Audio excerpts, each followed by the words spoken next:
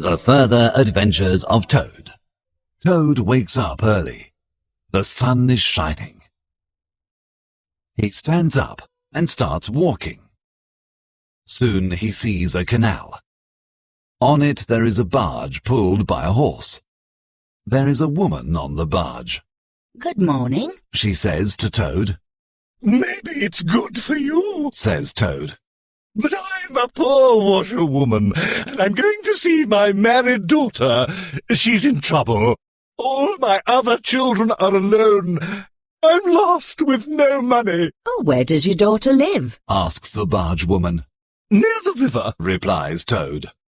"near a fine house called Toad Hall." "Toad Hall? I'm going in that direction," says the woman. "Come with me in the barge. I can take you near Toad Hall." Lucky Toad gets onto the barge. "So, you're a washerwoman?" asks the woman. "Oh, yes," says Toad. "the best in the country. I'm very good. I love washing." "Oh, then I'm very lucky meeting you," says the woman. "I like washing too, but I never have the time. There's a big pile of washing inside. You can do my washing." Toad is frightened. "Oh, no, I don't want to ruin your clothes. I usually wash gentlemen's clothes." "Oh, no," says the woman. "I want you to be happy." Toad is worried, but he thinks, "It can't be so difficult to wash." Half an hour later, Toad is angry. The clothes are still dirty. Suddenly he hears the barge woman. She is laughing. "You can't wash. You aren't a washerwoman." Toad is furious. "You common barge woman! I'm Toad, the distinguished Toad! You mustn't laugh at me!" The woman looks at Toad under his bonnet. "Yes, you are. She cries. Horrible Toad in my nice clean barge." She takes him by the legs and throws him into the water. It is very cold. Toad gets out of the water. He looks at the woman. She is laughing at him. Toad wants revenge. He runs after the barge. He takes the horse and gallops away. Shouts the woman. Toad laughs. After some miles, Toad and the horse are sleepy, and the horse stops to eat some grass. Toad looks around. He sees an old, dirty gypsy caravan. There is a man sitting next to it. There is also a fire.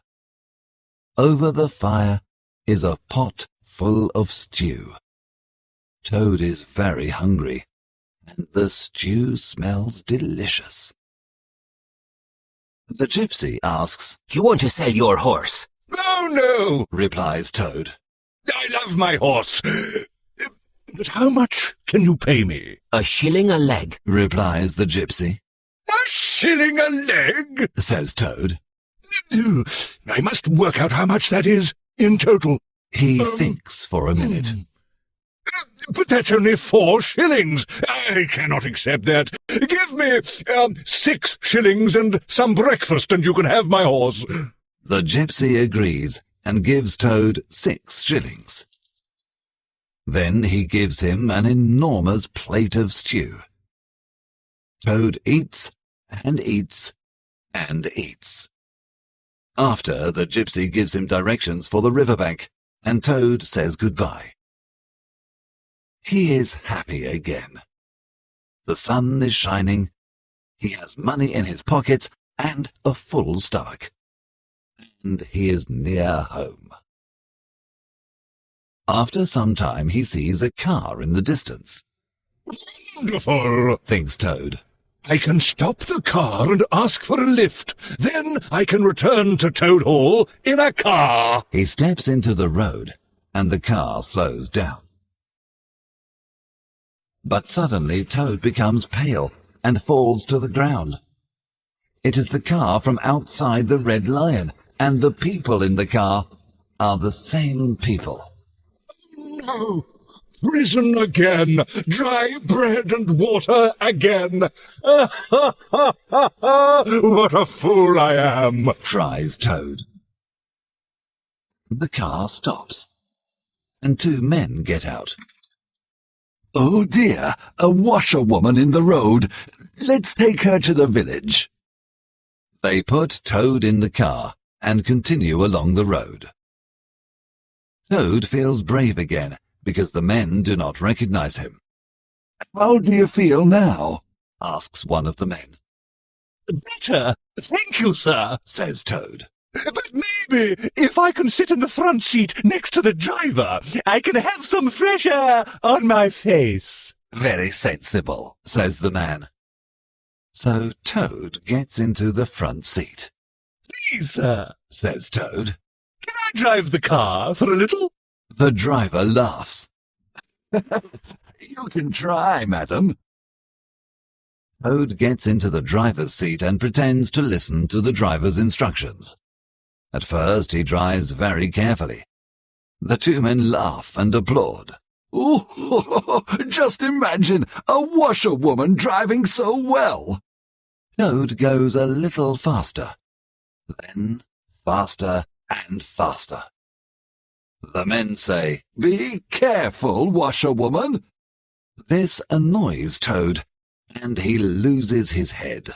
Washerwoman! He shouts, I'm Toad, the motorcar thief, the famous, the clever, the fearless Toad! The two men jump on Toad, and the car goes off the road and finishes up in a pond. Toad flies through the air and lands on the soft grass of a meadow.